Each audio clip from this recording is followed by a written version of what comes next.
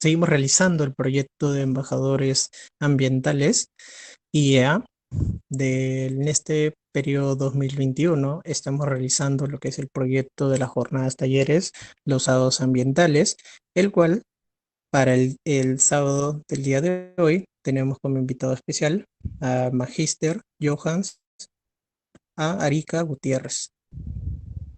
Eh, Nuestro invitado es ingeniero geógrafo, egresado de la Universidad Nacional Mayor de San Marcos, y con estudios de maestría en Sistemas de Información Geográfica de la Universidad de Sheffield, Inglaterra, estudios de diplomado en Demografía y Geomática de la Pontificia Universidad Católica del Perú e Instituto Geográfico Nacional del Perú, respectivamente.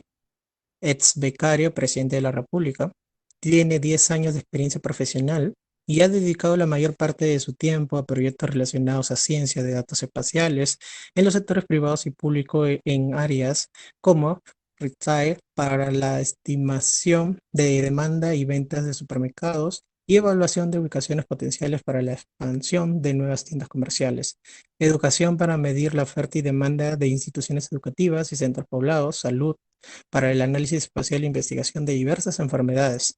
Actualmente se desempeña como analista senior en Urbi Proyectos, empresa del grupo Intercore, en donde pone en práctica su amplia experiencia en análisis y modelado geoespacial y estadística, minería de datos, estadística espacial, visualización de datos y diseño de mapas. Domina plataformas GIS como ArcGIS, QGIS y Geoda, y lenguajes de programación como R y Python. En el ámbito académico ha participado como coautor de papers relacionados a temas de epidemiología. Ha sido uno de los ganadores en el concurso de mapas de la Conferencia de Usuarios de Telemática 2020 y actualmente se desempeña como docente de los cursos de Geomática Ambiental y Sistemas de Información Geográfica de la Escuela Profesional de Ingeniería Ambiental en la Universidad Nacional Mayor de San Marcos. Es un profesional que transforma los datos en información valiosa para las mejores decisiones en cualquier proyecto. Le damos la bienvenida nuevamente y el pase al Magister Johans Arica Gutiérrez. Adelante, profesor. Bien, ok. Muchas gracias, Bruno, por la presentación. Y bueno, no quiero empezar sin antes agradecer al Instituto de Educación Ambiental por la invitación y en especial a ti, pues, por la invitación, ¿no? A este, digamos, set de charlas que me habías comentado, que en el cual, pues, podía participar y al cual, pues, yo agradezco mucho para que yo pueda compartir mis conocimientos relacionados a los sistemas de información geográfica y dónde lo podrían aplicar. Bien, entonces para empezar esta presentación, me gustaría comentar que es una charla dirigida sobre todo a profesionales que se quieren iniciar en este sistema, ¿no? A profesionales que tienen un interés por trabajar de repente con datos geoespaciales, que les gustaría hacer mapas, que les gustaría tener una primera idea de lo que se podría hacer con los sistemas de información geográfica, ¿sí? Entonces, los objetivos de aprendizaje al final de esta sesión son los siguientes. ¿Por qué es estupendo trabajar con los sistemas de información geográfica y cuáles son sus potenciales aplicaciones? Como comentaba, los objetivos de aprendizaje al finalizar esta sesión son los siguientes. ¿Por qué es estupendo trabajar con los sistemas de información geográfica y dónde lo podría aplicar? Entonces, en este punto, quiero expresar un poco cuál ha sido mi experiencia profesional y algunas otras aplicaciones potenciales que podrían tener los sistemas de información geográfica. Entonces, empiezo con este punto un poco para poder motivar a la audiencia de cuáles son esas potenciales aplicaciones, o de repente hay en esta sesión hay muchos profesionales de diferentes ramas que también pueden ser que estén interesados, ¿no? Luego voy a pasar más a la parte conceptual, en este caso, cuál es la definición de un sistema de información geográfica, cuáles son los componentes de un sistema de información geográfica y finalmente, cuáles son las preguntas que responde todo sistema de información geográfica, ¿de acuerdo? Bien, entonces, ¿por qué son estupendos los sistemas de información geográfica y cuáles son esas, digamos, diversas aplicaciones que podría tener? En mi experiencia profesional, por ejemplo, cuando he trabajado en temas de geomarketing, o también conocido como geobusiness, básicamente lo que se requería era estimar la venta de los supermercados, ¿no? Y en los supermercados o en la cadena retail en la cual, por ejemplo, me desempeñaba ya hace más de 6 años, que también necesitábamos, por ejemplo, medir la probabilidad que un consumidor seleccione una determinada tienda entre un conjunto de tiendas, por ejemplo, del mismo rubro, que en este caso podría ser supermercado. No solamente se limitaba a supermercados, o sea, podría de repente ser centros comerciales, podrían ser farmacias, etcétera. Y se podría también implementar modelos gravitacionales de Huff, que en este caso era uno de los más usados, ¿no? Era un método muy usado en nuestro sistema para la generación de los trade areas, o más conocido como las áreas de influencia, ¿no? Y también medir esa probabilidad de que el consumidor visite o no tu tienda. Dependiendo de qué cosa, bueno, básicamente de la distancia a la que uno se encontraba, por ejemplo, del supermercado, y también a la atractividad del supermercado. En este caso, la atractividad, una variable proxy que podía medir eso, era, por ejemplo, el área, ¿no? El área que podía tener el supermercado, ¿no? El área en metros cuadrados.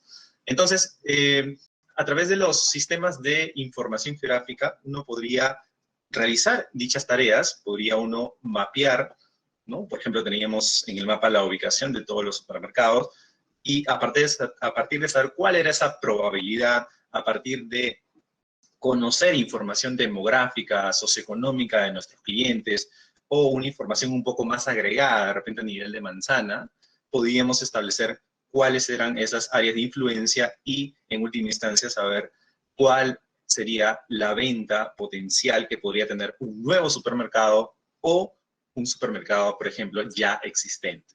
Bueno, entonces, aquí era clave contar con información demográfica, con información socioeconómica, con información también de la red vial, del sentido de las calles.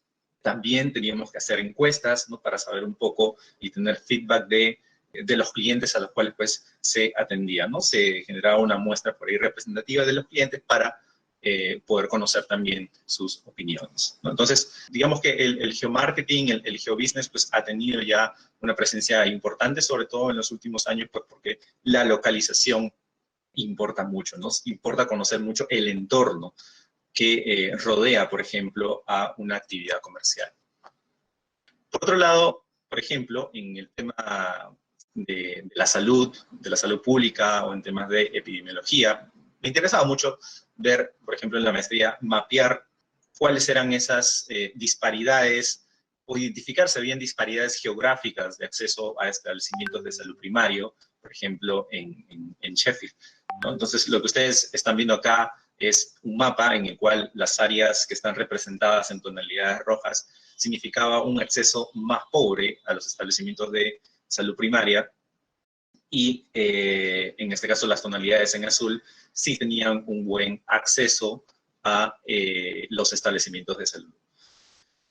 Esto me permitía hacer los sistemas de información geográfica, el hecho de mapear y de implementar metodologías para medir dicho acceso, ¿de acuerdo? Entonces, lo que comentaba era que para medir este acceso a los sistemas, perdón, a los establecimientos de salud primario, teníamos que hablar de dos tipos de acceso: un acceso espacial y un acceso no espacial. Un acceso espacial determinado por las barreras geográficas que debía enfrentar la población para llegar a los establecimientos de salud, y por otro lado, un acceso no espacial, o mejor dicho, las características demográficas o socioeconómicas de la población. Entonces, eran dos conceptos diferentes que, a la hora de poder integrarlos, había una propuesta de lo que se conoce como un acceso integral a establecimientos de salud. Entonces, a partir de conocer la localización, en este caso de los establecimientos de salud, que un poco llevaba a la realidad peruana, vendrían a ser como que los centros de salud o las postas de salud, se podía medir cuál era la distancia física, ¿no? Podría ser de repente medido en metros o en kilómetros, o también conocer el tiempo que podía tardar la población en llegar a dichos establecimientos. Y por otro lado, el acceso espacial o también conocido como acceso no espacial, determinado por las características demográficas y socioeconómicas, ¿no? Entonces, la integración de esos me permitía tener este tipo de mapa y poder identificar que había una división, se puede observar, oeste-este, ¿no? De diferencias o disparidades geográficas, ¿no? Hay zonas donde el acceso a los establecimientos de salud era mucho más pobre en comparación, en este caso, a la zona oeste o sur. Por otro lado, también estaba interesado no solamente en conocer, en este caso, la parte de Sheffield, sino también, por ejemplo, en su entorno, o lo que se conocía allí como un local authority, ¿no? Que era una división político-administrativa. Entonces, me interesaba saber que, en comparación a todo el área geográfica o el local authority donde correspondía o pertenecía a Sheffield, quería identificar cuáles eran esas áreas dentro de una determinada región para determinar la vulnerabilidad de la población de sufrir alguna enfermedad.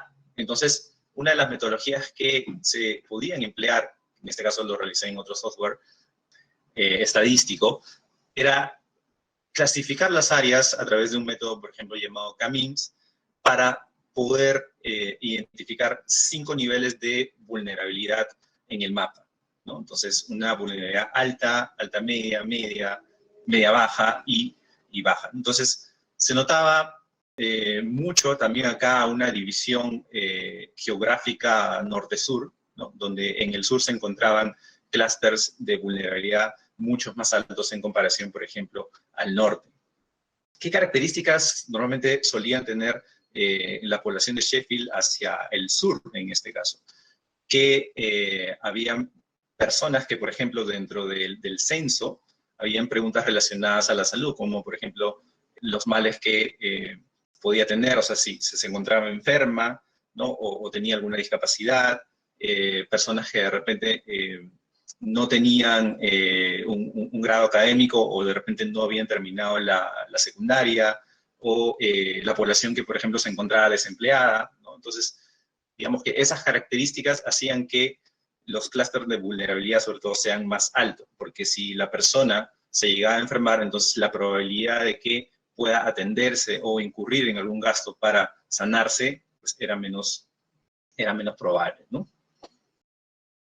Tuve también una tarea de poder, por ejemplo, en una consultoría, poder espacializar lo que era los trayectos o las distancias que tenían que viajar, por ejemplo, los pacientes que sufrían una determinada enfermedad, en este caso de la tuberculosis, y había que hacer una comparación, ¿no? Saber, ok, necesito saber en realidad cuál es la distancia al establecimiento de salud más cercano del paciente, ¿no? O el establecimiento que podría visitar potencialmente porque le queda más cerca, ¿no? Y por otro lado, cuál era en realidad la distancia observada al establecimiento de salud. Entonces, las diferencias, digamos, previamente como hipótesis sabía que iban a ser tremendas, porque pues, en el sistema de salud normalmente suelen asignarte un establecimiento para que tú puedas atenderte y recibas el tratamiento de la enfermedad. Entonces, lo que se observaba en realidad en la distancia observada, valga la redundancia, era que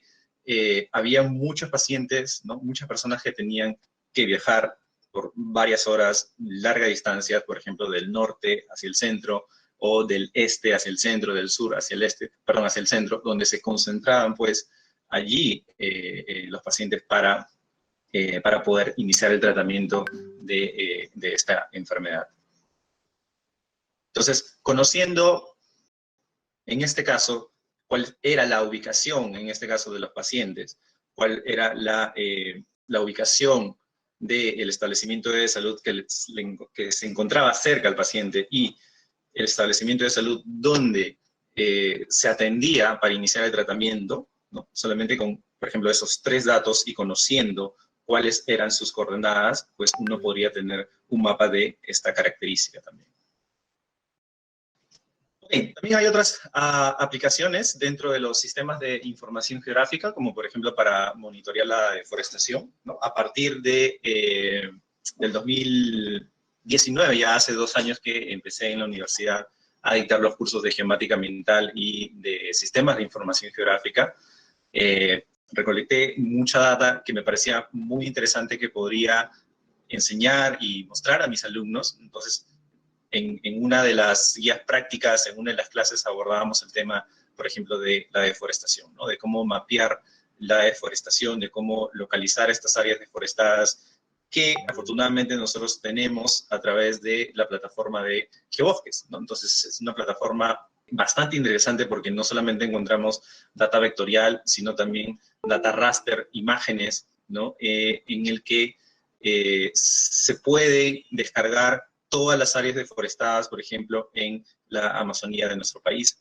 Entonces, podemos también evaluar cómo hay ese análisis espacio-temporal de la deforestación a nivel nacional, ¿no? A nivel regional, a nivel provincial, ¿no? Entonces, uno de los productos que nosotros obteníamos, ¿no?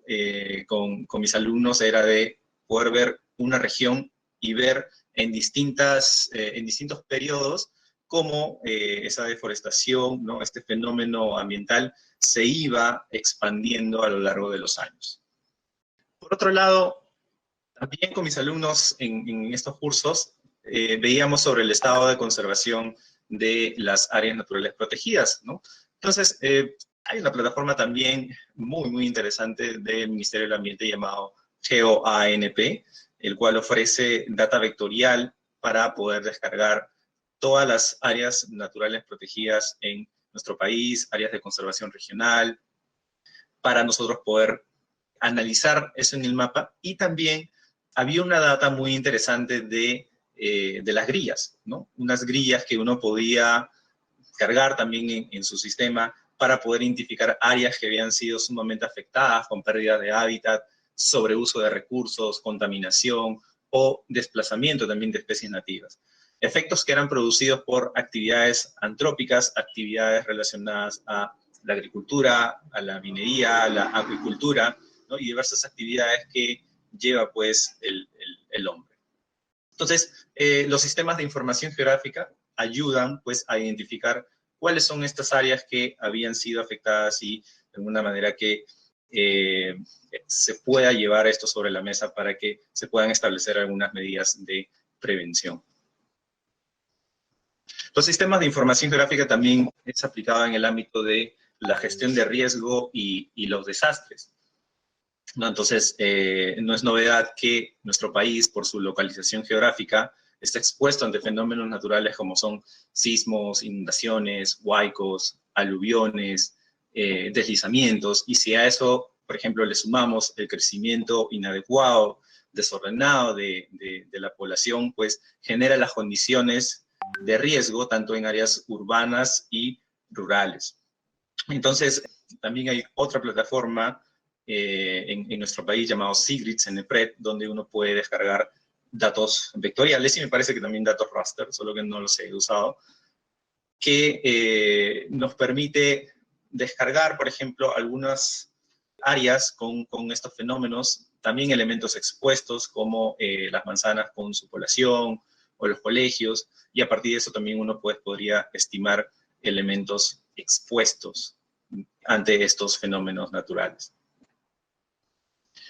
Aplicaciones, por ejemplo, relacionadas a la agricultura, donde hay un uso extensivo de imágenes satelitales o de datos raster, ¿no? Que sirve sobre todo para maximizar el rendimiento de los cultivos, ¿no? El agricultor, pues, necesita saber con precisión y conocer en detalle su campo. Probablemente necesita saber cuántos nutrientes debería poder utilizar en ciertas áreas de sus parcelas agrícolas, o tal vez también estaría interesado en conocer en los últimos años cuáles han sido las áreas más fértiles de todas maneras para que pueda aprovechar esas áreas y sus cultivos puedan crecer de manera más saludable, ¿no? Entonces, a lo largo, por ejemplo, de estas aplicaciones que he estado mencionando, hay un verbo que he usado bastante, que es el tema de identificar, localizar, ubicar, ¿no? Entonces, la localización importa. Y importa porque necesitamos conocer también el entorno, cómo se relaciona con otros factores, con determinantes, para poder entender el fenómeno que nosotros queremos abordar. Y tal vez la persona que puso un mayor interés, en este caso, en reconocer que la localización importa en cualquier ámbito de estudio, es Waldo Tobler y su primera ley de la geografía, que hablaba que todas las cosas están relacionadas entre sí, pero las cosas más próximas en el espacio tienen una relación mayor que las distantes. Y esto también se ve reflejado muchas veces en esta metodología conocida como la autocorrelación espacial, y está muy enraigada en lo que es toda la parte de la estadística espacial, ¿no? Que es una, digamos, de las disciplinas dentro de una disciplina más grande como es la ciencia de datos espaciales también. Bien, entonces, ya habiendo conversado un poquito sobre cuáles son las múltiples aplicaciones que podrían tener los sistemas de información geográfica, vamos a pasar ahora a definir qué es un sistema de información geográfica, ¿no? Y según Esri, lo define como un marco para recopilar, administrar y analizar datos, ¿no? Integra muchos tipos de datos, analiza la ubicación espacial y representa, en este caso, el mundo real a través de capas de información. ¿Sí? Entonces, con esa capacidad de los sistemas de información geográfica, nos ayuda a ¿qué cosa? A revelar información más profunda sobre los datos, identificar patrones, relaciones, situaciones, que ayuda pues a los usuarios a tomar decisiones más inteligentes, ¿no? Entonces, el mundo real se descompone en capas, como podemos ver en esta imagen, ¿no? Podemos ver una capa de clientes, una capa de calles, una capa de parcelas agrícolas, una capa sobre la elevación sobre el nivel medio del mar, o una capa sobre el uso del suelo. Entonces, la combinación de todas esas capas, la interactividad de estas capas en un mapa, se puede lograr a través de un sistema de información geográfica. Otra definición, por ejemplo, dentro del libro Geographic Information Science and Systems, en su cuarta edición, ¿no? Y redactada por estos 4 científicos muy reconocidos en temas geoespaciales, lo definen como una herramienta basada en computadora para la colección, el almacenamiento, el procesamiento, análisis y visualización de información geográfica, porque mejora la eficiencia, la efectividad de manipular información de objetos y eventos localizados en el espacio geográfico. Y resaltan algo que es bastante cierto y también en mi experiencia, ¿no? De qué tareas uno puede llevar a cabo dentro de un sistema de información geográfica, como son que podemos almacenar todo lo que uno colecta en bases de datos geográficas, podemos conducir operaciones analíticas o implementar diversos métodos dentro de un SIG y, por supuesto, automatizar el proceso de diseñar mapas útiles. Creo que entonces una de las características muy importantes de un sistema de información geográfica que tal vez central es el tema de el diseño de los mapas. Si me preguntaran cómo defino un sistema de información geográfica, en términos prácticos diría que se trata de una herramienta para analizar data georreferenciada que permite responder preguntas de, 1, ¿dónde se encuentran las cosas?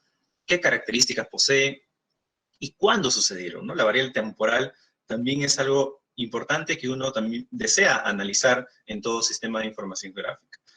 ¿Para qué cosa? Para entender patrones espaciales, relaciones con otras cosas y tomar mejores decisiones sobre problemas con un enfoque geográfico.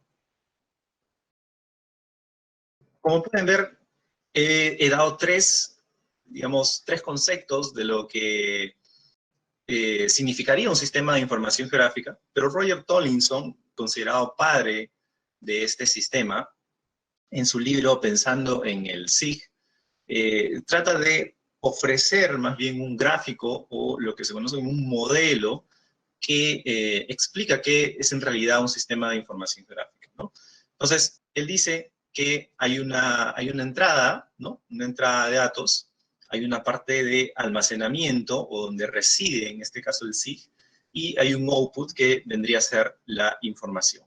Entonces, básicamente, hablamos de 3 palabras que podrían explicar este modelo, ¿no? Datos, el almacenamiento y la información.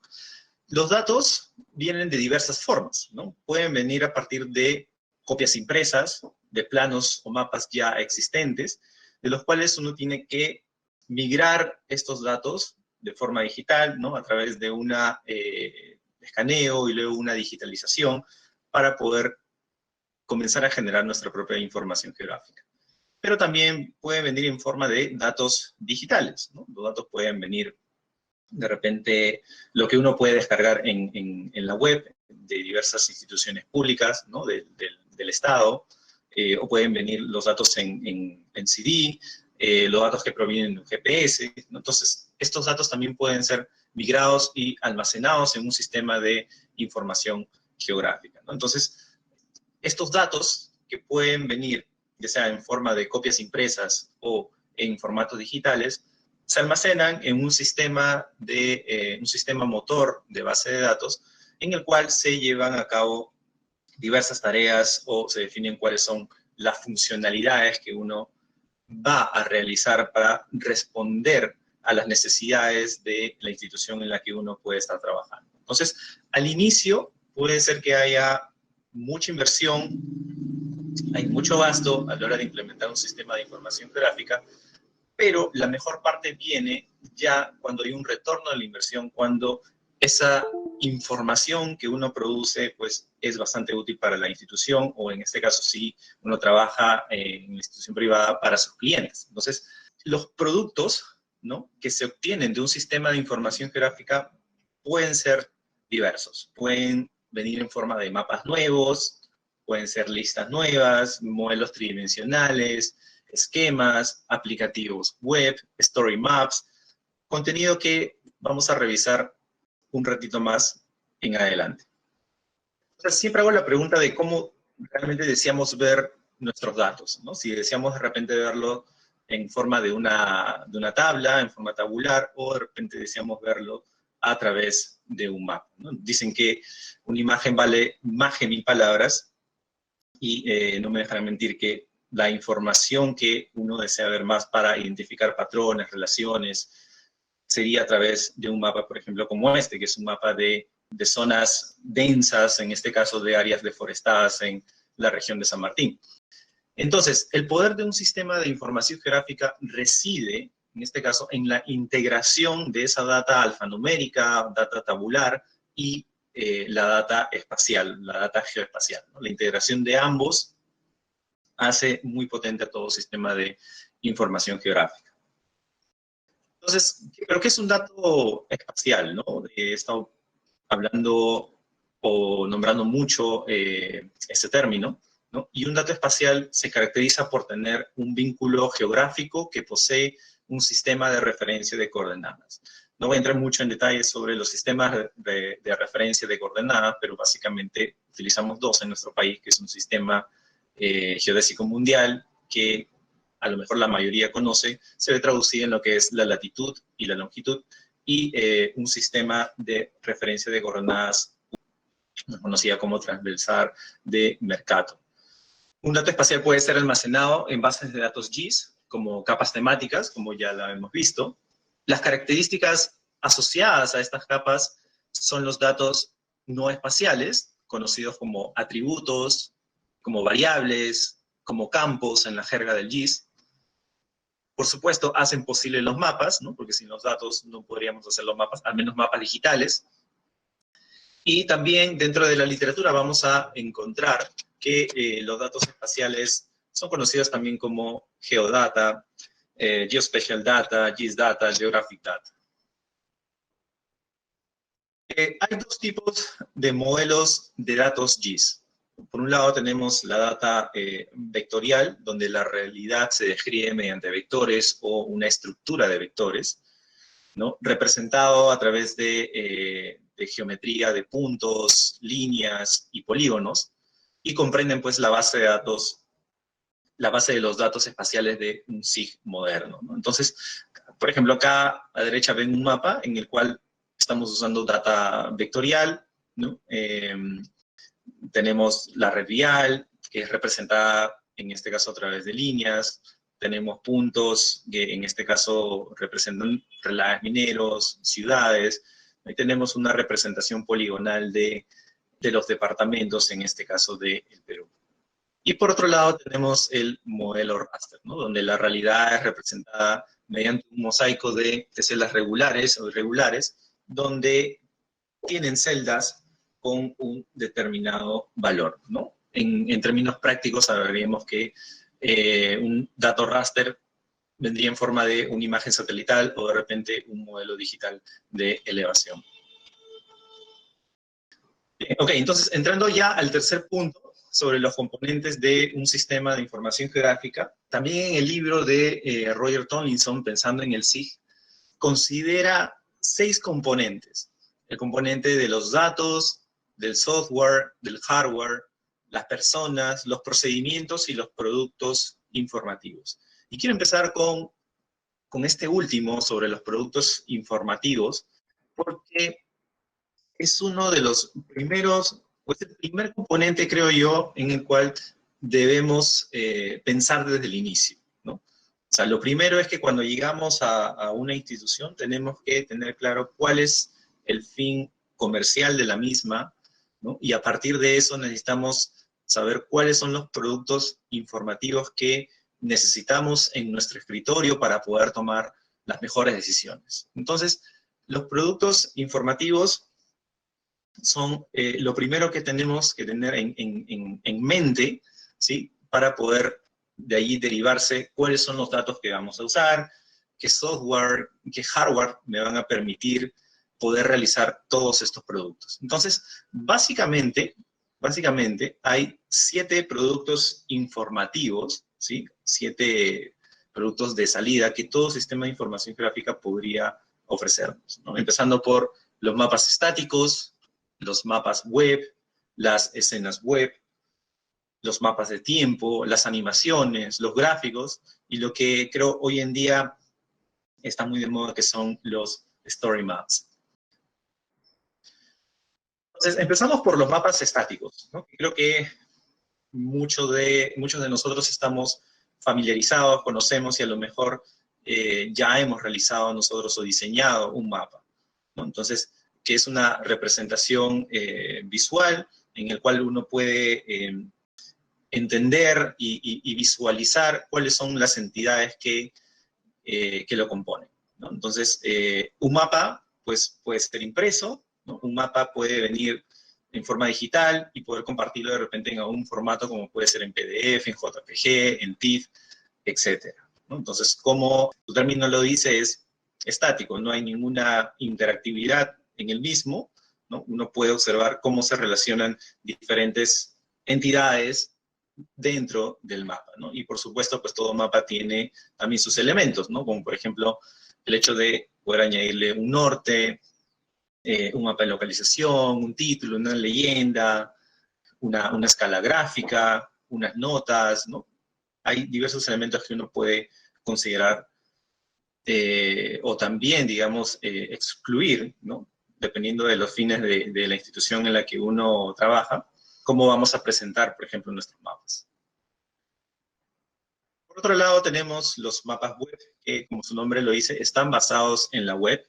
Acá lo importante es que le agrega una interactividad, ¿no? O sea, es como si fuera un SIG de escritorio que está en la web con ciertas funcionalidades de repente básicas o más avanzadas, en el cual el usuario pues puede navegar, puede acercarse, puede alejarse, puede consultar datos asociados a los elementos que se encuentran georreferenciados, ¿no? Creo que hoy en día hay muchos aplicativos web, hay también muchos geoportales en nuestro país que uno puede consultar y muchas veces también puede descargar esa data que uno la visualiza georreferenciada.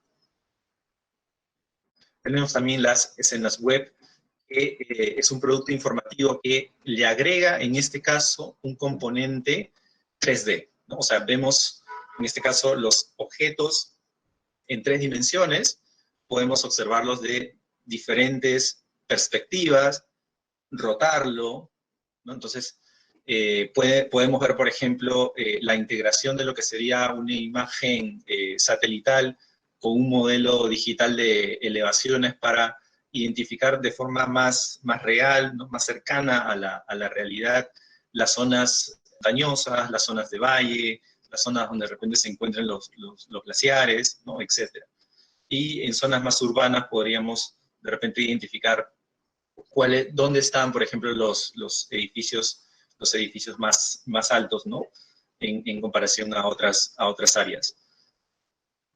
Tenemos también los mapas de tiempo, ¿no? Que en este caso podría ser una combinación de lo que es un mapa web más un mapa de tiempo, porque podemos ver en este caso la evolución temporal de repente de algún fenómeno espacial, ¿no? En este caso podría ser de repente una enfermedad, o la evolución de los incendios a través de los meses, ¿no? O de una temporada en particular. Tenemos también otro producto informativo que son las animaciones, que vendrían a ser como escenas web, pero en este caso lo haríamos a través de alguna grabación o generar un pequeño video, ¿no? Para poder navegar en toda esa área de interés en un mapa. Un producto informativo que sin duda es muy tradicional son los gráficos también, ¿no? Si bien es cierto, en la parte de los gráficos, en un sistema de información geográfica puede ser que no sean los más atractivos, pues se podrían también generar en otros software estadísticos, ¿sí? Uno podría de repente cargar los datos espaciales en un software estadístico como R, por ejemplo, y empezar a asociar de repente dos variables, ¿no? Para saber cómo están allí relacionadas. Por último, los mapas de historia o los story maps son también aplicativos web que proveen un mejor contexto narrativo de nuestros datos. Puede contener también más productos informativos adicionales, como por ejemplo, podríamos añadir un mapa estático, podríamos añadir mapas web, escenas web, gráficos. Es mucho más completo y también más complejo, seguramente requiere mucho más trabajo también, pero es interesante ver el contexto narrativo que puede proveer este tipo de producto informativo. O sea, no solamente otros productos informativos, o sea, podemos también incluir videos, fotos, ¿no? A través de contar una historia o una experiencia de repente. Por otro lado tenemos el componente de los datos. Los datos es el elemento más importante en un sistema de información geográfica, porque sin duda, sin ellos, pues no podríamos realizar o implementar un sitio, ¿verdad? Los primeros datos geográficos que se obtuvieron probablemente fueron a través de la digitalización o de copias impresas, ¿no? Teníamos ya planos o mapas impresos y estos se llevaban a la computadora, ¿no? Y uno pues empezaba a digitalizar. Pueden tener de distinta procedencia, o sea, los datos muchas veces no vienen en la forma que uno desea y tiene que transformarlos, tiene que filtrarlos, tenemos que hacer una selección en particular, de repente, de un área de interés. Los datos pueden venir de repente en formato tabular, pueden venir en archivos delimitados por comas, de repente en SQL. Entonces, estos datos muchas veces tienen un componente geográfico que uno desea aprovechar y pues lo migra a un mapa para poder espacializar eso. La calidad de los datos también es importante tener en cuenta porque pues también viene muchas veces con errores, ¿no? Entonces, los datos dentro de un sistema de información geográfica vienen a ser pues el componente fundamental, un componente crucial a la hora de querer trabajar en un sistema de información geográfica. Por otro lado tenemos el software, que provee las funciones necesarias para poder manipular nuestros datos, ¿verdad? Entonces, una de las cosas que siempre digo es que hay que tener en cuenta siempre las actualizaciones que se van llevando a cabo. ¿Por qué? Porque de repente pueden venir algunas funciones nuevas, librerías nuevas, ¿no? Cosas más novedosas dentro del ámbito de los sistemas de información gráfica que nos permitiría de repente optimizar también nuestras tareas. Hay que tener en cuenta también que a la hora, por ejemplo, de elegir un software, ver si hay o no asistencia técnica. Muchas veces los software, los programas que tienen una licencia, sí tienen una asistencia técnica. Sin embargo, programas que son de código abierto, pues no tienen una asistencia técnica. Normalmente uno tiene que recurrir a la comunidad, ¿no? A las personas que están involucradas de repente en el desarrollo del programa, y consultar muchos foros, investigar uno por su propia cuenta también. Y también hay que tener en consideración cuáles son los sistemas operativos en los cuales se puede también instalar el programa. Bien, el hardware es el elemento físico del sistema de información geográfica. Está constituido, pues, por computadoras, servidores, impresoras, plotters, ¿no? Y, pues, obviamente está estrechamente ligado con la instalación del software también, ¿no? Entonces, hoy en día, gracias a la evolución de la tecnología, tenemos procesadores que son mucho más rápidos, que nos permiten, pues, optimizar nuestro trabajo también. Las personas es otro componente dentro de los sistemas de información geográfica, ¿sí? A la hora de implementar también un sistema de información geográfica, tenemos que preguntarnos si contamos con el personal adecuado, con el personal que tiene las habilidades para poder llevar a cabo diversas tareas dentro de un SIG, si tiene las habilidades para implementar diversas metodologías en un sistema de información geográfica. Entonces, y si no las tiene, pues tenemos que considerar si pueden haber o no capacitaciones, ¿no? Entonces, también tenemos que evaluar si, por ejemplo, se va a contratar gente, ¿no? Entonces, en el tiempo, en realidad, este componente también se vuelve fundamental, clave, porque son los que van a conducir el sistema de información geográfica, son los que van a producir los productos informativos, son la parte inteligente dentro de todo sistema de información geográfica. Y por último, el tema de los procedimientos, ¿no? Que es básicamente la manera como las personas realizan su trabajo, ¿no? Entonces, las personas al inicio siguen un proceso, un flujo de trabajo, tienen una manera de trabajar, y cuando alguien de repente alguien nuevo llega de repente a la institución, pues tiene que estar dispuesto a aprender de los procedimientos o ese flujo que las otras personas también siguen, para que se pueda adaptar rápidamente y pueda también obtener los mismos productos informativos, ¿no? Procedimientos también hace referencia a las metodologías que se pueden implementar en un sistema de información geográfica, que son diversas.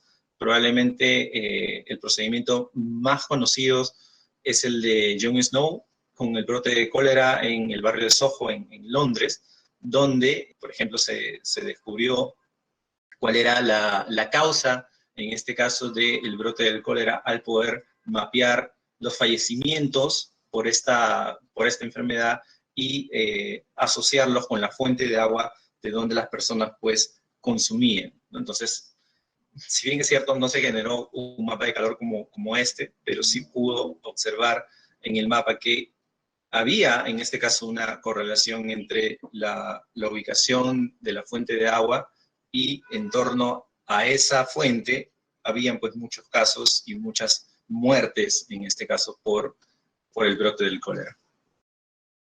Bien, entonces, esta es la última parte de esta sesión sobre las preguntas que responde un sistema de información geográfica, que lo resumiría en 5 puntos, que es la localización, cuando queremos saber básicamente qué existe en un punto específico o dónde está ese punto específico; la condición, dónde se cumplen ciertos requisitos; evolución, para saber qué ha cambiado en un lugar en el tiempo; preguntas relacionadas a patrones, qué patrón espacial existe en un lugar; y preguntas relacionadas a el modelamiento, ¿no? Cómo interactúan ciertas variables en un lugar en particular.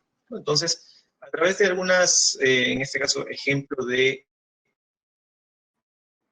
preguntas, ¿no? Preguntas relacionadas a la localización, que trata de responder un sistema de información geográfica, y que sería de repente lo más básico que nosotros podemos encontrar.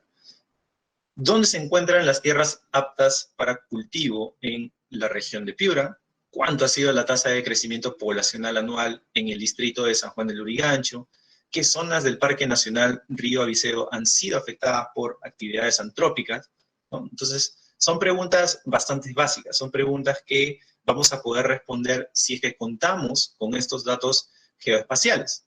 En este caso, ¿cuáles serían esos datos geoespaciales para nuestra primera pregunta? Pues que debería tener y poder identificar en un mapa dónde están esos tipos de tierra. Para el segundo, por ejemplo, necesitaríamos saber la ubicación, en este caso, de todos los distritos, en este caso en particular, en Lima Metropolitana. ¿Qué zonas del Parque Nacional Avisero han sido afectadas por actividades antrópicas? Primero, poder reconocer dónde está esa área natural protegida y luego identificar cuáles son esas zonas que han sido afectadas, ¿no? Zonas que, como había dicho a la hora de explicar las aplicaciones de los SIG, a través de unas grillas que pueden mapear cuáles son los efectos producidos por las actividades antrópicas, ¿no? De condición, podríamos hacernos preguntas como, por ejemplo, ¿dónde están los centros poblados potencialmente en riesgo de inundación que se encuentran a 1 kilómetro de distancia del río Rímac? ¿O dónde están localizadas las áreas deforestadas dentro de parques nacionales en el Perú en el año 2014? En esta última pregunta, por ejemplo, nosotros necesitaríamos tener algunos atributos asociados a nuestras áreas deforestadas, como por ejemplo saber si esa área deforestada tiene un atributo de la categoría, ¿no?, de un área natural, que en este caso debería ser un parque nacional, y a la vez un atributo, por ejemplo, de saber el año en el que se ha producido, ¿verdad?, esa deforestación.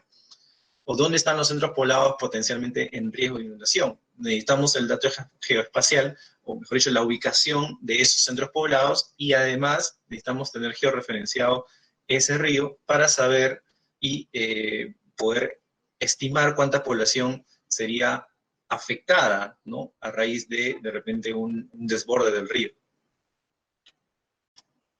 Preguntas relacionadas a la evolución.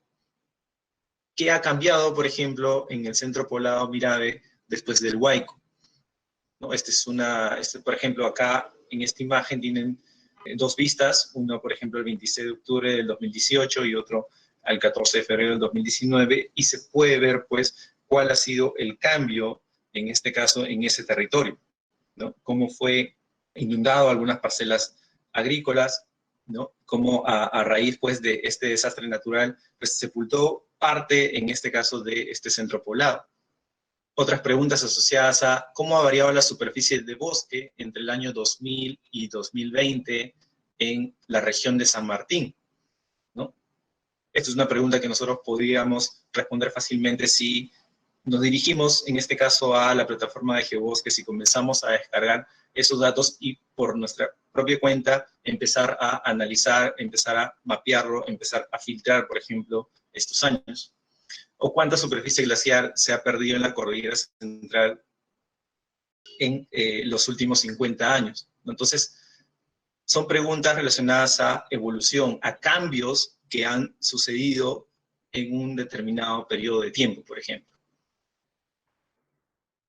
Otra de las preguntas que responde un sistema de información geográfica, y tal vez es uno de los temas más interesantes, es el de identificación de patrones.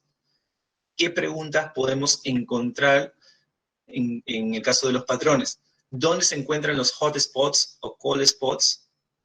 Llevado, digamos, al español, los puntos calientes o las áreas calientes o los puntos fríos estadísticamente significativos de cáncer de cuello uterino en Lima Metropolitana. Lima Metropolitana presenta una autocorrelación espacial global de la tuberculosis, o son los patrones espaciales de deforestación persistentes en el tiempo. ¿Por qué estaríamos de repente interesados en poder responder estas preguntas? Porque normalmente, si la pregunta es afirmativa, entonces resulta un patrón interesante de poder estudiarlo, de poder abordarlo y empezar a plantear algunas hipótesis y tratar de relacionarlo con otros factores, con otros determinantes que la podrían estar produciendo. Entonces, cuando ya comenzamos a establecer asociaciones con otras variables, ya estaríamos respondiendo a otras preguntas de característica de modelamiento. ¿Qué preguntas, por ejemplo, podría yo encontrar en relación a modelamiento? Si la pobreza aumenta, por ejemplo, en algunas zonas de Lima, ¿eso produciría una mayor tasa de cáncer de cuello uterino o cualquier otro tipo de enfermedad? ¿O qué factores podrían predecir mejor la tasa de criminalidad en la ciudad de Lima? ¿Hacia dónde se expandirá un determinado brote en una ciudad? Entonces, para responder a todas estas preguntas, es importante, es fundamental que podamos contar con los datos espaciales y con los datos alfanuméricos asociados a estos datos espaciales.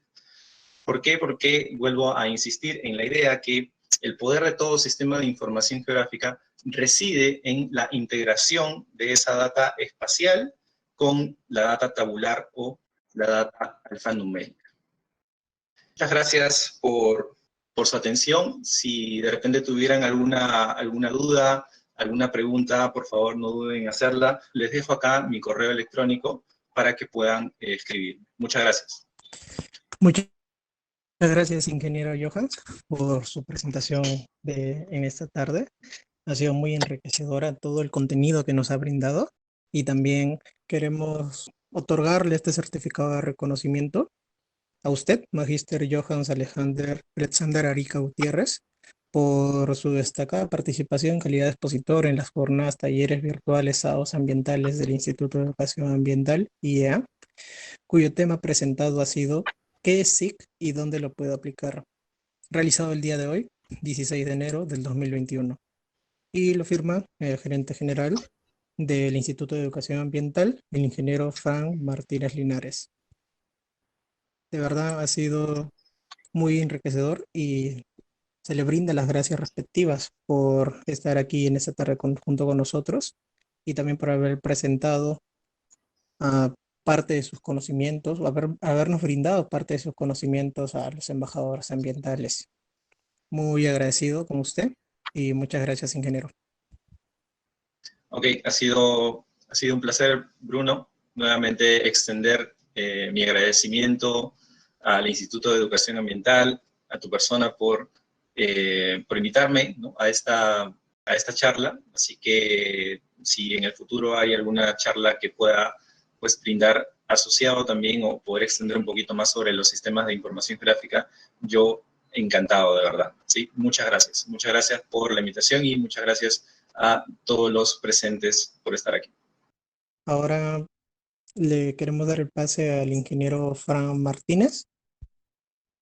Buenas tardes, estimado Johan. ¿Qué tal? Muchas gracias por tu exposición, agradecido por todo y está muy gratificante para que todos podamos informarnos la aplicación y el uso, ¿no?, de los sistemas de información geográfica y gracias por tu apoyo. Estamos muy agradecidos.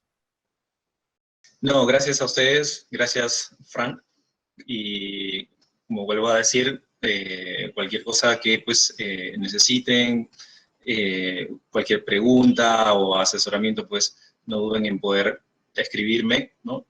Bueno, yo conozco a Bruno, Bruno ha sido pues un alumno destacado dentro de mis clases y yo encantado de verdad de poder ayudar y cooperar. Muchas gracias, Johan, muchas gracias.